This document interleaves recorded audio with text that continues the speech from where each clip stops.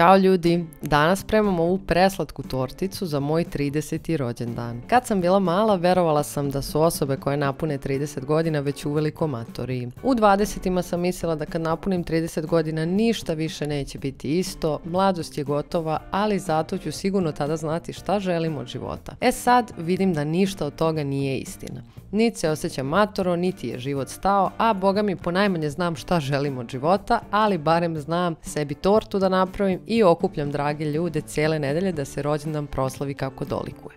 Priprema torte je toliko jednostavna da ne znam kako ću izdržati da ovo ne spremam svaki vikend. Kao što ste vidjeli, sjedinila sam mlevenu plazmu, istopljeni puter i mleko. Ta smesa će biti prvi sloj tortice. Tačne mere ću vam kao i uvek ostaviti u opisu videa.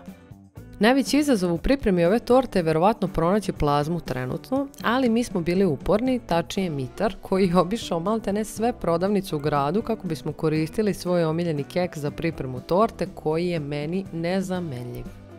Kada smo utisnuli prvi sloj torte u kalup, ostavljamo ga u frižideru da se stegne dok mi pripremamo sos od malina. Ja sam koristila smrznute jer sveže nisam imala i kuvam ih dok ne omekšaju. Zatim dodajem 2 kašike gustina, rastopljene u vodi, kako bi nam se sos zgusnuo. U ovaj sloj nisam dodavala zaslađivač kako torta ne bi bila preslatka, ali ako vi volite slađe, slobodno dodajte šećera. Sos od malina prelivamo preko prvog sloja torte i ravnomerno razmazujemo. Ostavit ćemo da se malo ohladi, a potom ubaciti u zamrzivač da se stegne dok mi pripremamo sljedeći sloj.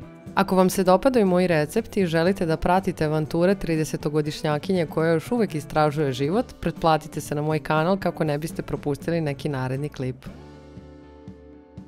Sada kada smo tortu prebacili u zamrzivač, pripremamo treći sloj. U šerpu dodajemo mlijeko, a kada se mlijeko zagreje dodajemo 2 kašike šećera i 2 kašike griza. Kratko ćemo to kuvati, a potom dodajemo i kokosovo brašno. Čim se smesa zgusne, što će se desiti posle nekoliko sekundi nakon dodavanja kokosovog brašna, skidamo šerpu sa ringle i dodajemo ostatak sastojaka. Nakon ove torte kombinacija plazma, malina, kokos mi je postala omiljena.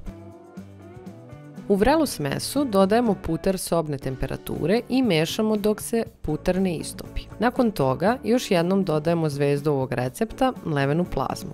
Mešamo dok se svi sastojci lepo ne sjedine i treći sloj torte je spreman.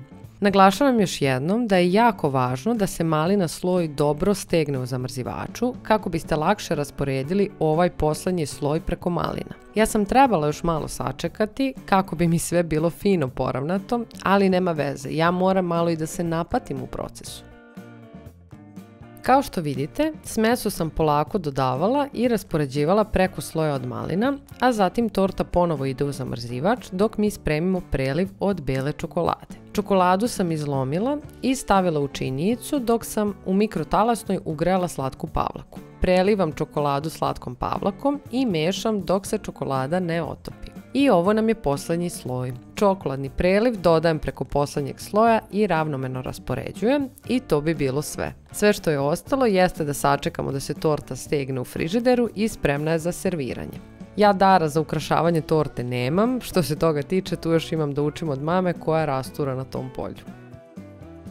I to bi bilo sve, dragi ljudi, probajte ovu tortu, toliko je jednostavna, a neverovatno preukusna. Uživajte u životu, jedite dobru hranu i ne mislite na godine. Svako dobro i vidimo se uskoro.